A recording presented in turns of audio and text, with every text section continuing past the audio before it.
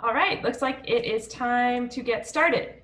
Welcome everyone to the webinar series hosted by the Consortium for Innovation in Post-Harvest Loss and Food Waste Reduction. My name is Audra Wormald and I'm the moderator for today. Welcome and thank you for taking the time to be with us. Today's exciting topic is entrepreneurship, economic development, and the scientific method. So very briefly, our esteemed panel includes Rashri Agrawal. She's the director of the Ed Snyder Center for Enterprise and Markets at the University of Maryland in the United States. We have Anna Timu, the chair and founder of Sokoine University Graduate Enterprises Cooperative Society, also known as SUGECO, in Tanzania. We have Alfonso Gambardella, head of the Department of Management and Technology at Bocconi University in Italy, as well as Arnaldo Camufo, professor of business organization at Bocconi University as well. So thank you for being with us today. Just a couple of housekeeping notes. In terms of the agenda, we're going to plan to spend about 45 minutes hearing from our panelists, and then we'll follow that up with some time for Q&A. So in order to ask a question, simply click on the Q&A button found at the bottom of your screen and type your question in there. We won't be able to take verbal questions today, so just please go ahead and type in your questions. Also, I should let you know that this webinar is being recorded, and we are planning on posting the recording to the Consortium website later on.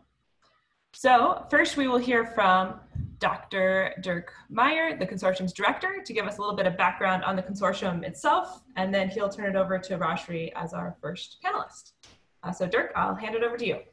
Thank you very much, Audra, and for getting us started here this morning. I do want to add my welcome to everybody. Thank you for joining us for this webinar about entrepreneurship, economic development, and the scientific method. And we very much appreciate our colleagues from University of Maryland leading this effort and this webinar, together with colleagues from Bocconi University in Italy and Sokoine University in Tanzania. This is truly an international collaboration today over multiple time zones, and so we're very delighted to have all of you with us. Our mission of the consortium is to bring together thought leaders and experts from across the globe, academia, industry, government, and nonprofit organization. I think this webinar once again shows that we're serious about that and trying to accomplish that. And the goal is to help food producers and our food system stakeholders across the globe utilize resources more effectively and efficiently in preserving nutritious foods and improving the lives and livelihoods. And so this aspect of improving lives and livelihoods is very much dependent and connected to successful economic development, and entrepreneurship is key to that in terms of individuals, organizations, businesses,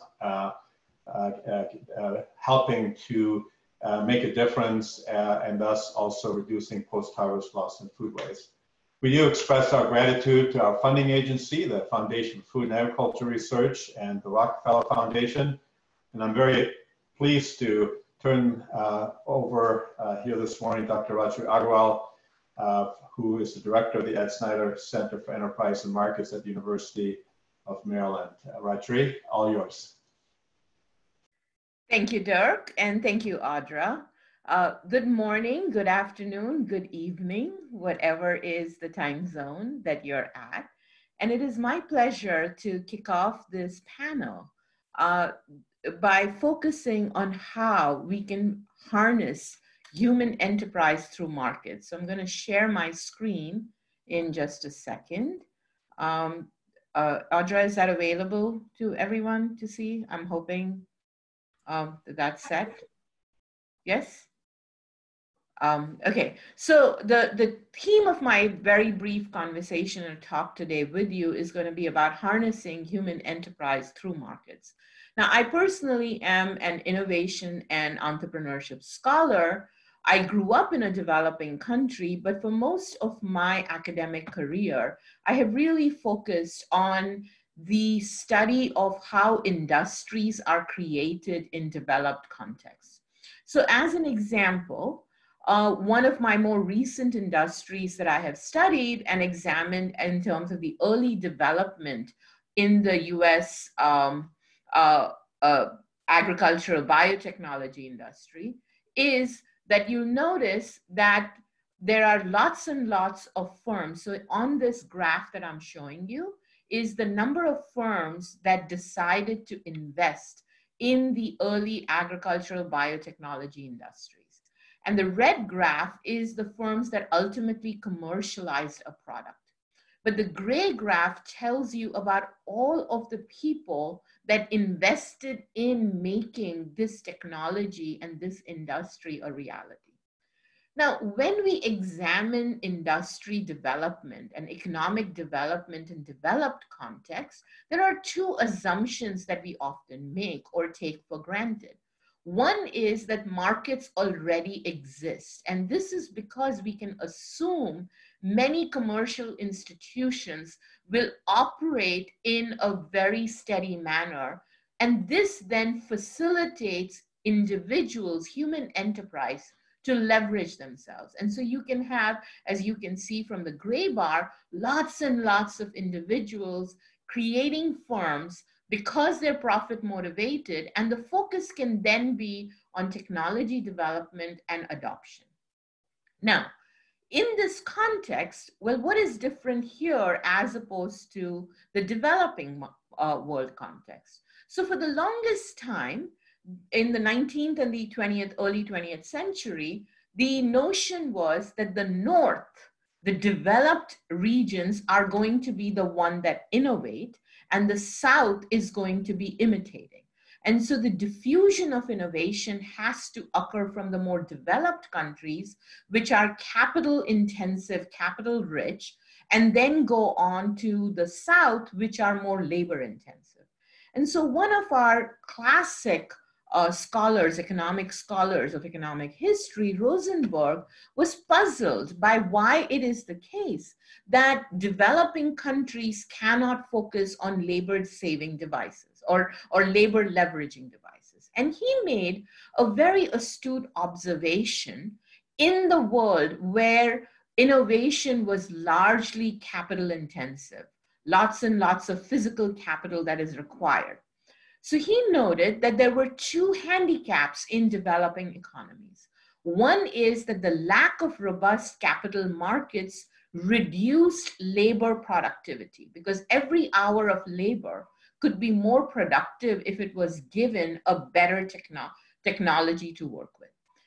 But in addition to having lower labor productivity, another very important corollary was that it failed to facilitate human enterprise, because you did not have the basic, humans did not have the basic technical skills and knowledge necessary to the development of capital saving techniques. So what happened as a result? For the last 60 or 70 years, most of our development economics, most of our efforts in terms of aid agencies and public agencies has been that what is missing in the South, in the developing countries, is technology and capital goods. So if we can only provide the technology in these regions, then of course you're going to have lots of economic progress. So consider, for instance, something which is very, very salient in post-harvest loss conversations. Today, even in the country India that I come from, the dominant form of storing grains is this burlap sacks, right? However, in the developed countries, we don't see this method, which can result in, I'm going to show you a slide in just a second, in over a 90-day period, over 60% of your grain can be lost. So of course, in regions where there's already starvation, 60% of post-harvest loss really means life or death situations. Now, of course, the solution could very well be technologies. And over the last 60 years, this is not new to the world technology. You have metal silos, plastic silos, super grain bags, zero fly bags, grain safe options. And if you think about their efficacy in reducing post-harvest loss relative to the dominant technology, which is the grain burlap bags that I showed you that can have up to 60% of grain loss, all of them are equally efficient in reducing post-harvest loss. So then, of course, the big question is why? Why hasn't this technology taken over in the developing regions where this is most needed? So the reason why is that, again, this focus on technology first and foremost leads to an application question by, say, aid agencies. Well, will the technology work? And in this particular case, we're talking about the technology of storage. So the aid agencies come in, they do a pilot where they introduce the technology and the support services. They make sure that the technology works. And of course, there is the latent demand for the technology. Now, everything seems good in the pilot phase. So then the pilot is successful, so the aid agencies withdraw support. And 9 times out of 10, if not 10 times out of 10, the technology stops to work too. So now what you have is an unmet demand for the new technology. Now, why is this the case? And in fact, this is shown again and again and again, which led Jan Rosenboom from Gates Foundation to say, pilots will never fail because you can always give a lot of money and time and attention. But the challenge is that pilots never scale either. So how do you create scaled solutions in developing regions? Well, let's go back to that grain storage example. In Honduras, the Swiss Development and Aid Agency, under the direction of Kurt Schneider, who was very entrepreneurial, took a very alternative approach. He said, let's not focus on the technology itself, because it's clear that any one of these technologies would be viable. The bigger question is, how do we make sure that there is a vibrant supply chain, a market in which individual manufacturers of this metal silos, the grain silos, can come in and make sure that even after the aid agency leaves, there is a sustained supply of the product. And so here then the focus was, how do we create an effective supply chain market system so that individuals like Alexis Mejia can be the manufacturers of these metal silos. And indeed, that will then ensure that there's an ongoing supply so that now you have a robust solution by creating markets that leverage human enterprise. And indeed, this focus led Alexis to turn around and say, nowadays, this activity is the sole source of income for my wife, 7 children, and me, and we're doing very well. He also expanded his workshop to have 6 other employees working for him. And with pride, he said, I train most of them myself. Who else? So what you're seeing here is a focus on the entrepreneurial process. How can we harness human motivations, human capital, their time and energy in terms of making sure that there are sustainable solutions? Now, lest you think that this is only a situation of the SDC in grain silos in Honduras, let me also use a more modern, more technology-focused example of mobile money. Now, we know that in the last 20-25 years, an unprecedented unbanked poor across the entire world has been given financial access thanks to this technology. And this graph is showing you the evolution of the worldwide mobile money industry. And you can see that the largest diffusion has occurred in the sub-Saharan Africa region. But largely the developed countries have been lagging behind, in part because they have robust financial institutions. But most of this industry is a very much of a developing economy phenomenon. And if you think about the typical story, it's about M-Pesa, which was created by Vodafone, a UK multinational, that then introduced it for the first time in Kenya. So you may say that the mobile money industry is a classic example of this north-south diffusion where the North innovated. Yes, they innovated for the developing countries, but it was really the innovation was a fintech software which was introduced by the rich North. Well, when Audra, who is of course the moderator of our panel today, did a deep dive into the mobile money industry, what she found is that it really challenges this North-South model. And in fact, the developing country entrepreneurs were the ones that had the outsized role in mobile money diffusion. So yes, the Goliaths of the world, the Vodafones of the world that introduced M-Pesa in Kenya definitely had lots of launches in both developed and developing countries. But the people, and of course, you had lots of fintech startups in developed countries too. But that's the red and the green line. The blue line is the one that shows you that these are the startups, the entrepreneurial entrepreneurs who decided to take this technology to fit this unmet need and then diffuse it across sub-Saharan Africa, across Asia. And they were the ones that really created the diffusion in mobile money. So what I'd like us to think through is this alternative view of the world, which is that markets don't just exist and markets don't just emerge. But when you have the right individuals, the Kurt Schneiders, the Alexis Mejias, the Van Riesbergs of Fundamo, who created the mobile monies in the developing regions, when the right individuals pull together in the right ways, they make the world a better place by harnessing the power of enterprise. And indeed, it is because of this that we are very excited about our partnership with Anna Temu in Tanzania.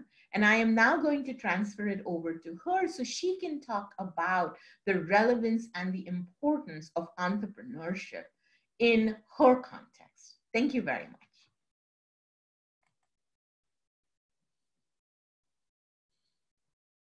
Anna, you are muted. Thank you. Thank you very much, Rashdi, for that presentation. What I need to say is actually going to connect to its experience of Sugeko in undertaking its organization experiment on entrepreneurship. And I'll present that. Oops. Oof. Sorry, I'll do the presentation. I'm looking for it. Sorry. Oh my gosh. I can share it, Anna, if that would help. Can you please, can you just share it? stop share? I cannot get back, so I'll stop share. Do you have it? Yeah, one second. Yep, I'm gonna pull it up right now.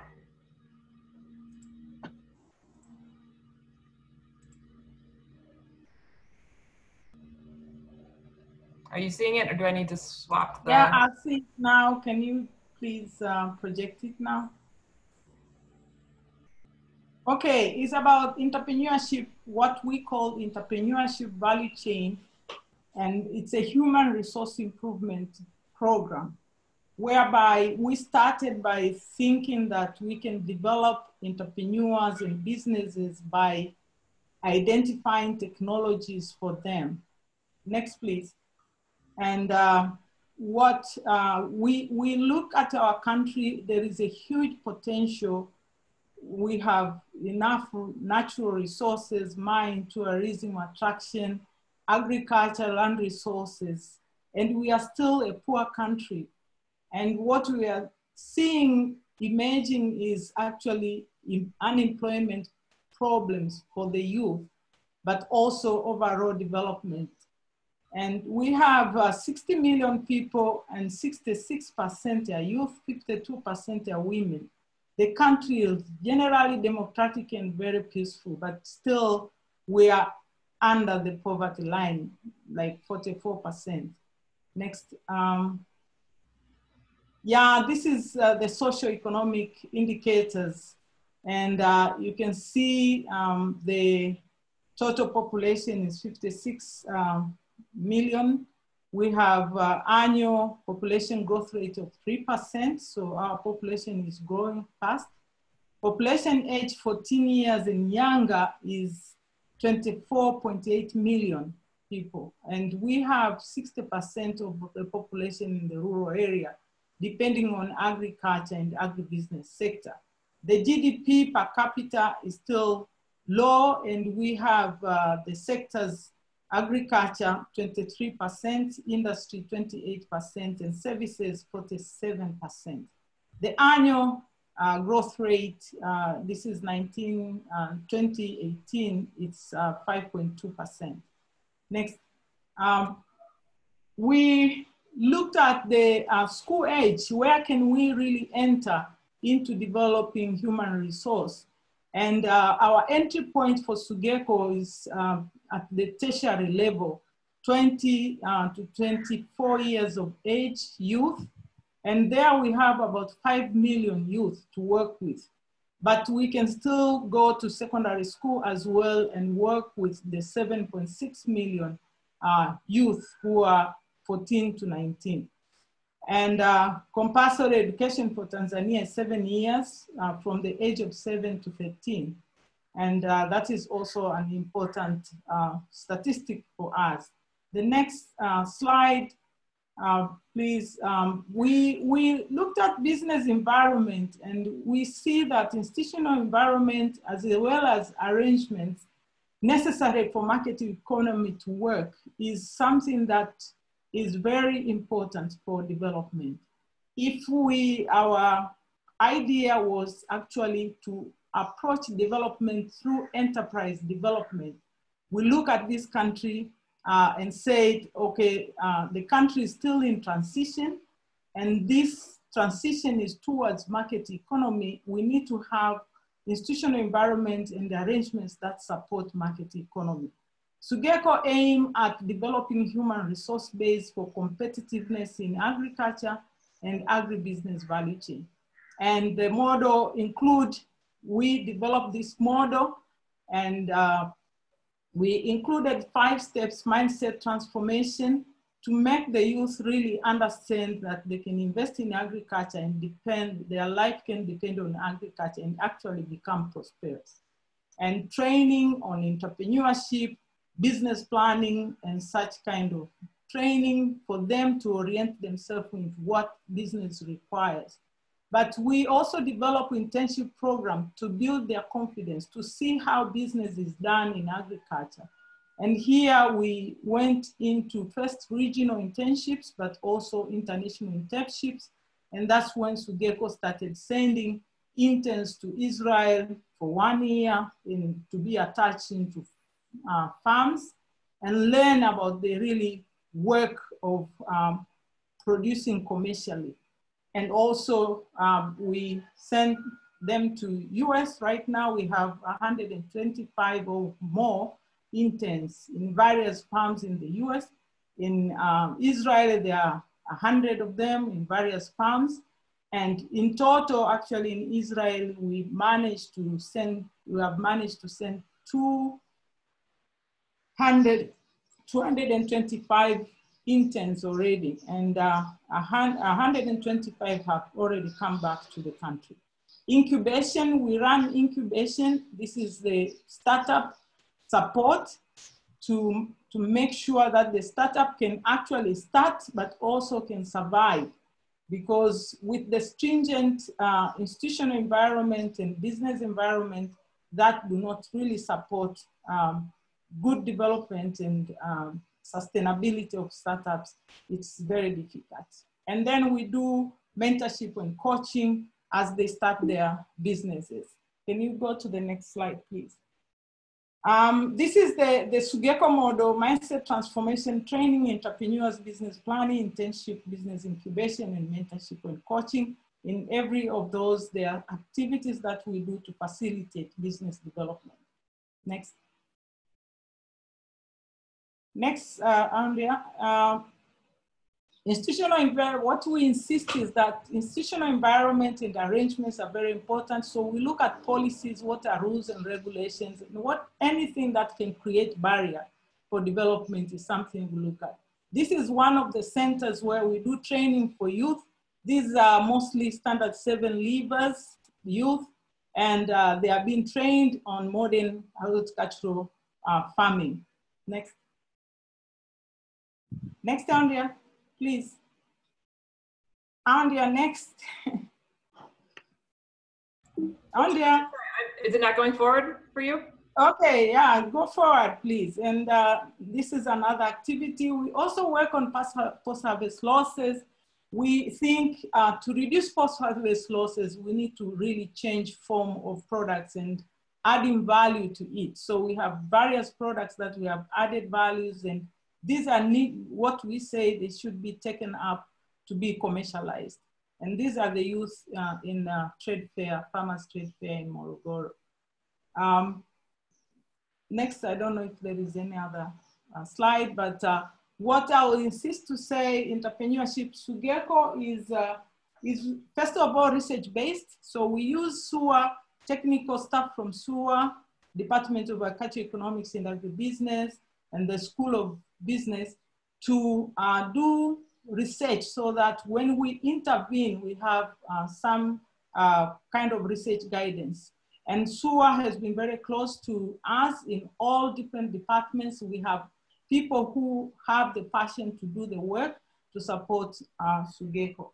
And we believe that this can be a very good example for development process, and probably some of the development agents will look at our model and copy it and use it and make sure that we really transform agriculture. I'll pass this to Alfonso and Anado to talk about the project that we are going to work with on entrepreneurship and try to see how we can really train startups and other entrepreneurs to be able to sustain their businesses. Thank you.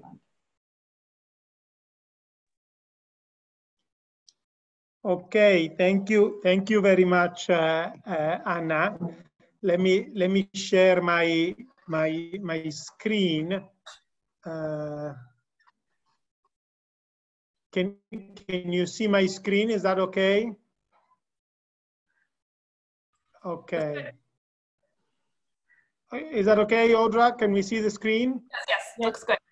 Excellent, excellent. Okay, so let me start by saying first and foremost, thank you very much. Arnaldo and I are delighted to be part of this webinar and to participate in this initiative. We are professors at Bocconi University in Milan, and we have worked on an idea of how to improve entrepreneurial decision-making. We have had a long-standing academic relation with Rajshri Agarwal, and recently we have met Anna and SUGECO and their team, and we are really excited. I think the things that you are doing are super interesting, and it's for us a great opportunity to participate in this and to see whether what we learn can actually match with what you learned, and more broadly speaking, to help improve entrepreneurship in many countries, and clearly, particularly in Tanzania. The other thing I just want to mention is, please feel free to ask questions through the chat later on. Whatever we are going to say, it's not carved in stone. It's a proposal, it's an initiative, and this can only be enriched by getting feedback from people who know several contexts much better than us. With this caveat and introduction, let me tell you what we want to tell you. We basically want to describe what we did in our own country. And so I'm going to present essentially 3 bullet points. We would like to give you the framework of what we did. We would like to give you an example of how this method works applied to a company in our country. And then Arnaldo will conclude by providing you with the evidence we have developed. So let me start with the framework. Let me put it this way. I think that humankind in general, it's really excited about the ability to make predictions. Of course, we cannot make perfect predictions, but if you think about it, predictions, it's something that is very close to our nature. We always want to make predictions. We want to understand things in the future that we do not know with certainty. And this is very true in innovation decisions and in entrepreneurship. What is in an innovation decision? I have an idea, and I am not sure whether this idea is going to be successful. Or similarly, I want to create a new project, a new firm, and most often I need to make a prediction. Is it worth pursuing? Is it worth making it now to see whether this idea is going to be a technically or commercially successful idea in the future? So understanding how to make good decisions under uncertainty, it's a very important issue from a managerial point of view. So what our model or method focuses upon is exactly this. It's a method for making better predictions. And just to fix idea, think about it in this way. You want to predict the uncertain value V of an action, a project, an initiative you want to take. But unfortunately, you do not observe V. You only observe something that we call V hat, which is a prediction of V. And you will make your decision if your prediction V hat, it's greater than a threshold that we call V star, which is probably the value of an alternative action. So the big question is, how do you make the prediction? And what Arnaldo and I, with colleagues, have actually thought is that the best, albeit very imperfect, method we know for making predictions, it's the method that scientists use to make their scientific predictions. And this method, it's based on the development of theories and tests of those theories. So what we would like to advocate and what we have actually discussed empirically and shown evidence for, it's, but if we train entrepreneurs to develop theories like scientists and to test them, are they going to make better predictions and therefore better managerial decisions and therefore create more successful companies? So let me give you 2 slides on what are theories and what are tests. And then I'll show you with an example what we mean. The best takeaway for what theories are, and of course we could linger on this and spend lots of time, but let me give you the 2 highlights. What a theory does, it tells you out of the many problems you have to solve in order to make this business viable or successful, what are the top 2, the top 4? Because most typically, it is true that you need to solve many problems, but these problems are not all equal. Sometimes solving the 2 most important problems means solving 90% of your problems. And what are the most important problems? Those that have the greatest impact on your value. And on many occasions, entrepreneurs are confused because they try to solve all the problems and they do not see that sometimes selecting and singling out the 2 most important problems, it's probably the best way to go. What are tests? Well, tests are, once you have selected the 2-3 most important problems, the question is, can I collect data and evidence that supports my view that these are actually the 2 most important problems? Of course, I do not have the time to go into the details of how you do this, but let me tell you one thing. It's not complicated. It's super simple. You just couple of very basic rules on your evidence and actually go ahead with this. Let me also give you my final bullet point on this. Sometimes we are concerned, we are disappointed if we find evidence contrary to our earlier beliefs. But let me tell you that this is probably very useful, because once you find evidence contrary to what you thought, what you actually do is you say, aha, but then if this is not it, it must be something else. And that something else, it's probably the right answer. So understanding that you made a mistake is most often the way of understanding where you can actually go. It is very important to elicit that you made mistakes. Let me give you this beautiful story. This is a company in our city, in Milan. These three wonderful people had this simple idea. They created the Uber for motorcycles. So Milan, lots of traffic. So their business is a business in which they decided to create scooters that you can rent, live anywhere in the city, and someone else can actually pick them up, take them, leave them anywhere else in the city, and so on and so forth. So it's a sort of motor sharing, it's a motor sharing business. They applied our method. They were part of our experiments and applied our methods. How did it work? They did exactly what I told you earlier.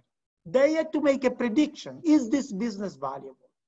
And they said, what are the three most important problems to solve?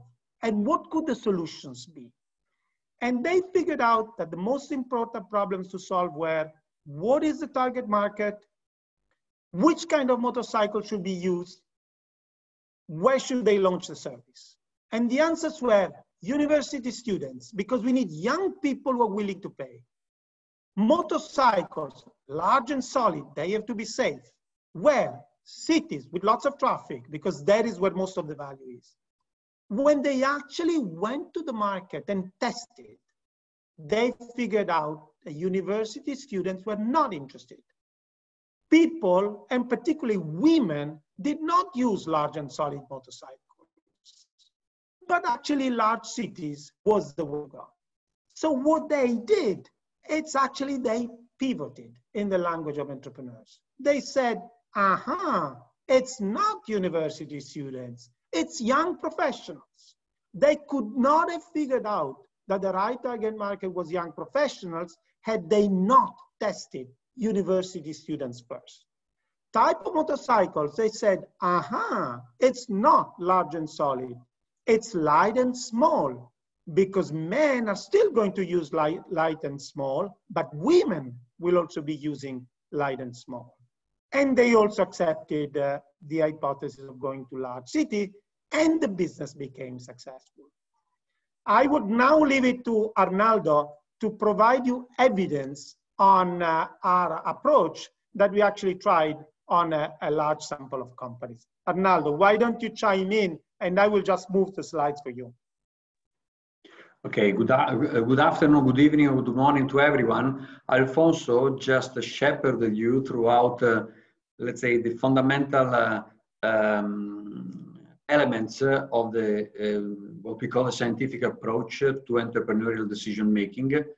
And basically you have a theory and hypothesis first, and then a test and obviously analysis of the evidence of the data then. And let me just emphasize that obviously this is an iterative process, right? Because deciding under a condition of uncertainty implies that entrepreneurship is a sort of a discovery process in which you learn, and as you make decision, you revise your idea, and you try to develop it over time. And this is the essence of the entrepreneurial process.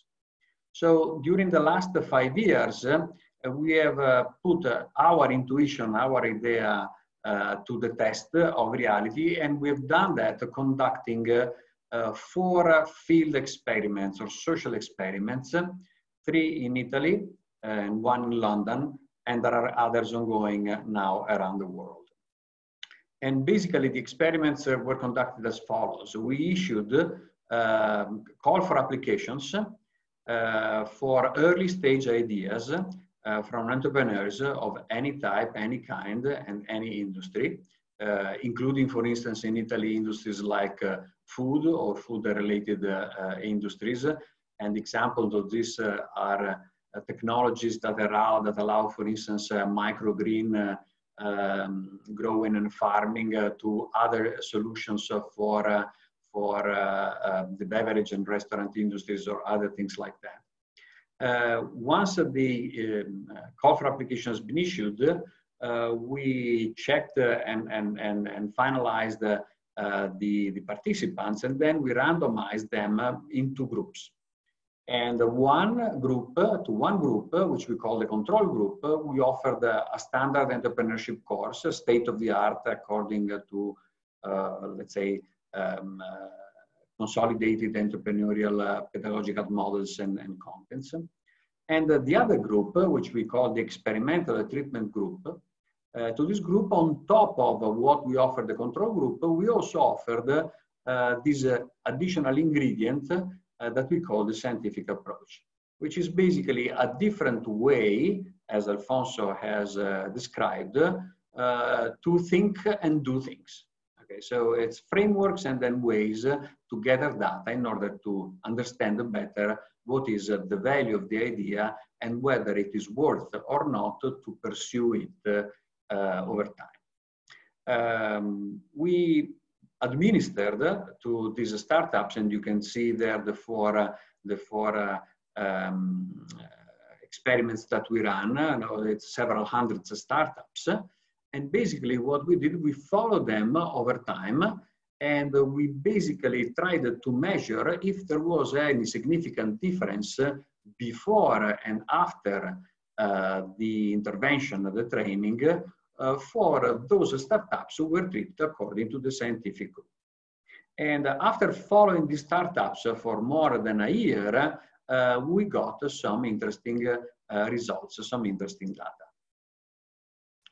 More specifically, what we found, which might seem counterintuitive, but actually it makes a lot of sense also in terms of social welfare, we found that those startups who were treated according to the scientific approach were more likely to exit, were more likely to abandon their idea.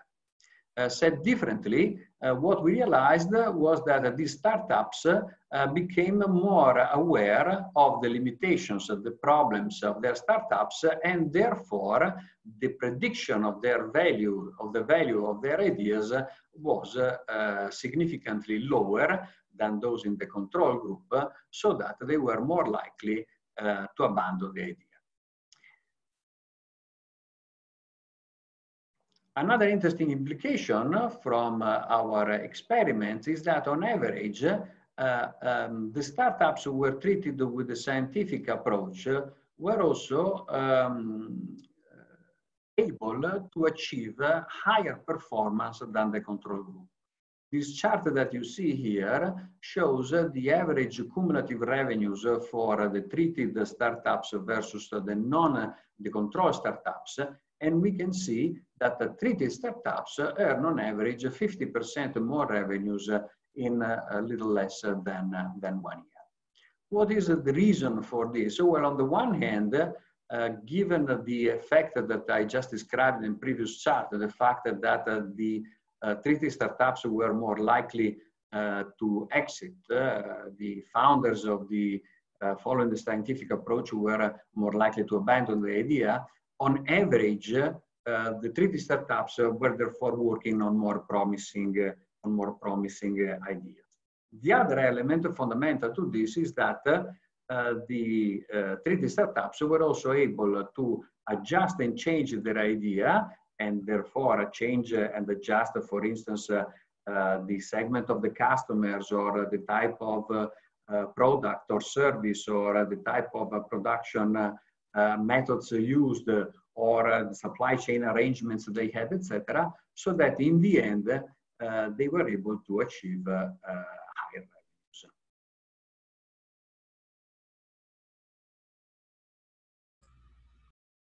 So to summarize, what is this scientific approach that we suggest and that we propose and that we also would like to experiment with in Tanzania with the SUGECO and with the partners of the consortium? Well, first of all, it is a more disciplined and structured way to develop, assess, and make decisions about entrepreneurial ideas. And more specifically, it is a better combination of thinking and doing, of theories and tests. This more disciplined approach to entrepreneurial decision-making is able, on the one hand, to produce what we call validated learning, or some data, some evidence that allows then decision makers, entrepreneurs, founders to make better decisions. This approach comprises, as Alfonso described, theory and tests, and it suggests that entrepreneurs should somewhat follow a process which is similar to what scientists do.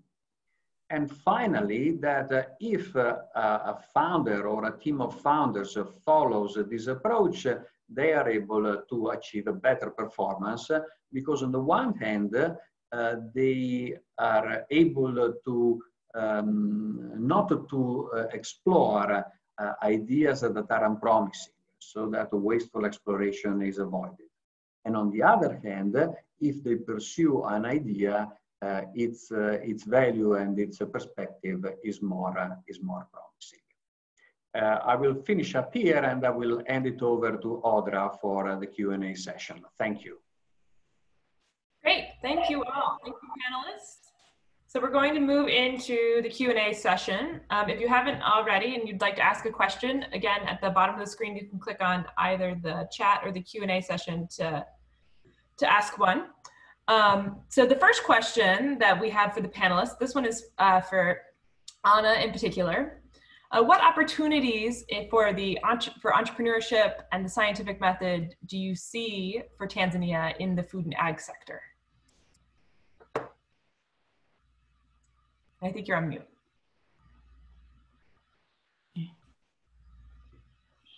Should I go to chat again? I think it's, oh, sorry, where am I? Okay, in terms of entrepreneurship, we became really excited when we found out about the project that is on entrepreneurship.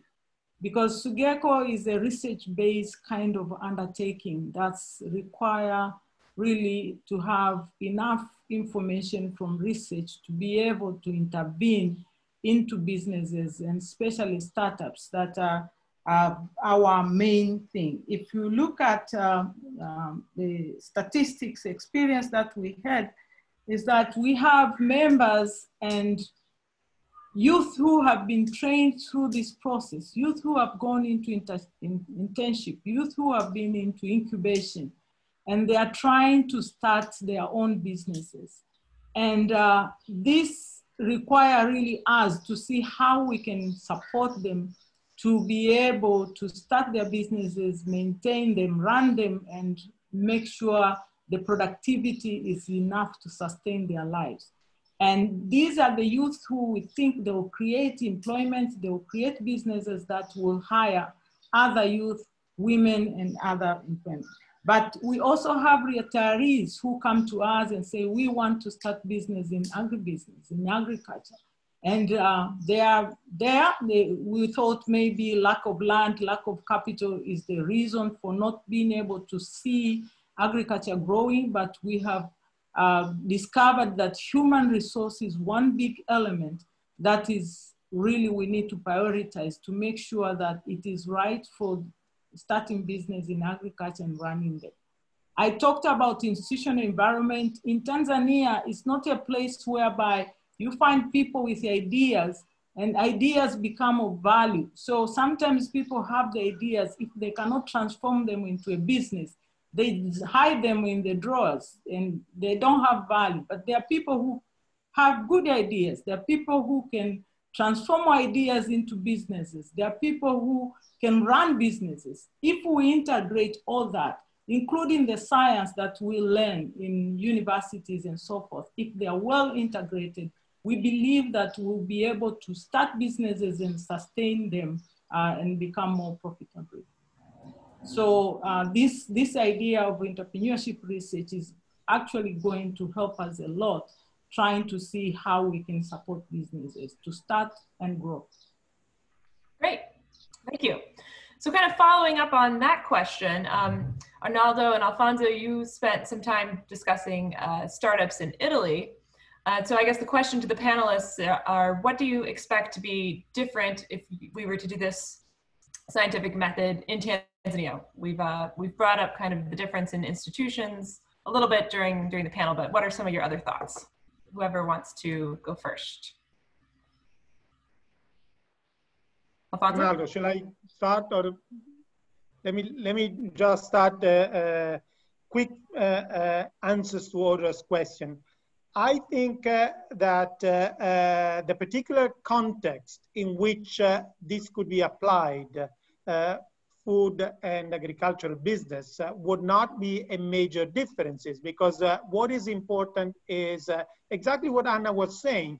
We need people who are investing in an entrepreneurial activity, and they are interested in pursuing an idea, and whether this idea is motorcycles or a better idea in the food or agriculture business, it would not make a big difference. As a matter of fact, many of our companies were in the food and agricultural business as well. So that, I think, it's a major homogeneity. The second reason why we think we can extend, it's precisely because the type of firms are very similar. These are firms that are not necessarily super high-tech companies. They were not the companies in our experiment. And so this is a method that can be applied to any kind of companies, any kind of entrepreneurship firm. It should not be confused with a method that can only be applied to super scientific companies. The scientific, it's not in the technology. The scientific is in the way you manage and try to make predictions about the uncertainty. So my guess is that this is fully extendable with interesting promises for the context we are talking about. Thank you. Arnaldo or Rashri, anybody else want to add anything else? No, I think that Alfonso has answered the question well. Great. So something that's very relevant to all of us right now, COVID-19, we're starting to see the impact of that and how it's disrupting the food supply chains throughout Africa. What do you think that means for entrepreneurial opportunities, if anything? Well, I can take that. You know, one of the things that is very clear is that the pandemic and the associated economic crisis is for sure devastating many, many parts of the world. And when you have these kinds of crises, the focus needs to be on, well, what's the human response to the crisis? And we believe that the entrepreneurial process becomes even more important in a response to crisis, because the two responses to crises that you want to avoid is that of exit and retrenchment, right? Those would be the natural responses that you might have just because the resources are no longer there, or there are all of these additional constraints that are added. But there are also opportunities for thinking differently, for thinking about how you need to reconfigure the activities that you were doing. And more importantly, how can you innovate and take advantage of opportunities that have not come across up until now? So, you know, the points that Alfonso was talking about, that the scientific method is not really about science per se. You don't need to have a PhD, but it is really about thinking about how do you take this problems that the crises are bringing to fore, and rather than being paralyzed by the problems, think about starting to decompose the component parts, and then thinking about which parts are being affected by the crises and which parts are not being affected by the crises. So then when you decompose the issue and think about, well, what needs to be the solution that is to problems that are crisis dependent, then you can move to action, towards addressing those. And then you might think about all of the innovations that can occur in, during crisis mode too. The CEO of the Africa Development Foundation once said, that there is a saying, don't let a crisis go to waste. And of course, that doesn't mean that the crisis itself is causing waste, but the point is that the crisis enables you to think differently. It gives you permission to re-examine all of the underlying assumptions that Alfonso and Arnaldo were talking about, and then in addressing these problems with alternative solutions.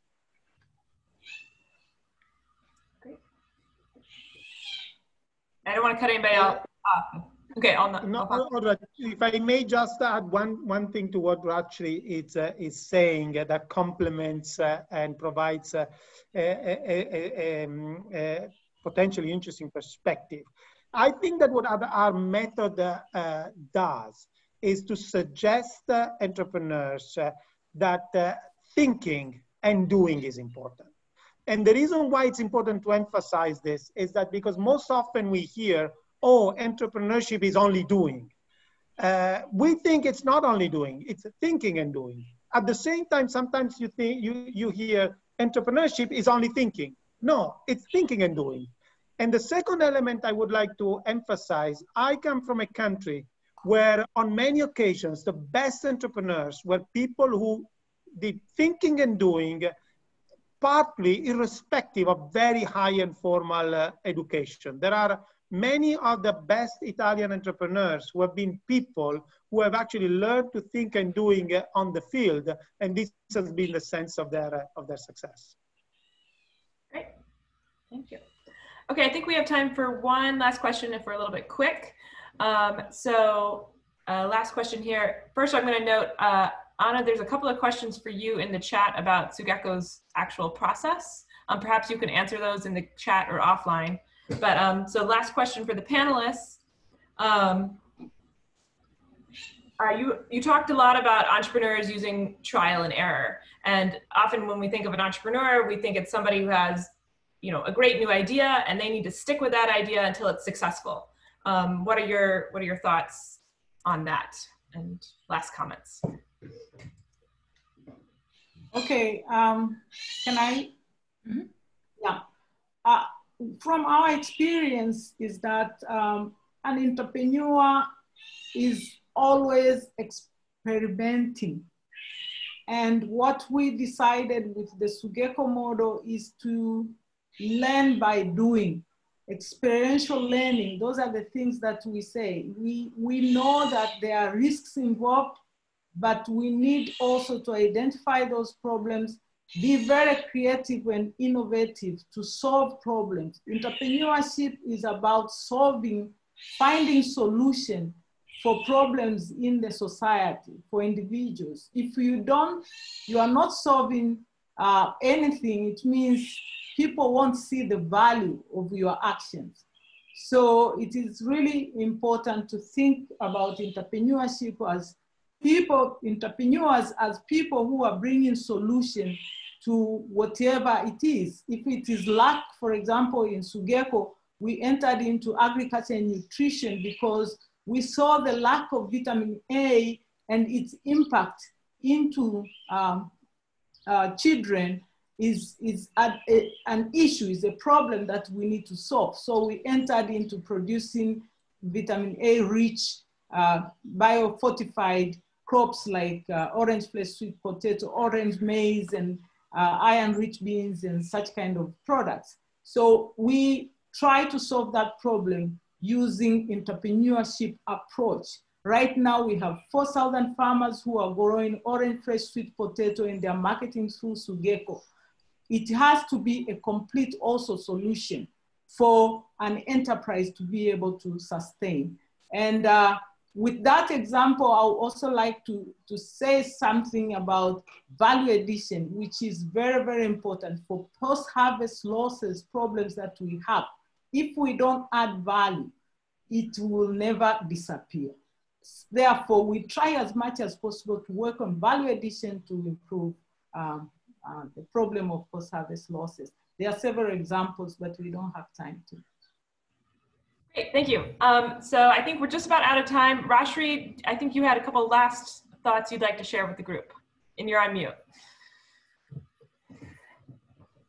Thank you so much. So what I hope that you got out of this webinar, I for sure learned a lot of things as I was listening to my fellow panelists. So if I can very briefly summarize what I learned by attending this webinar, it is that, you know, we typically think about the world as this big place.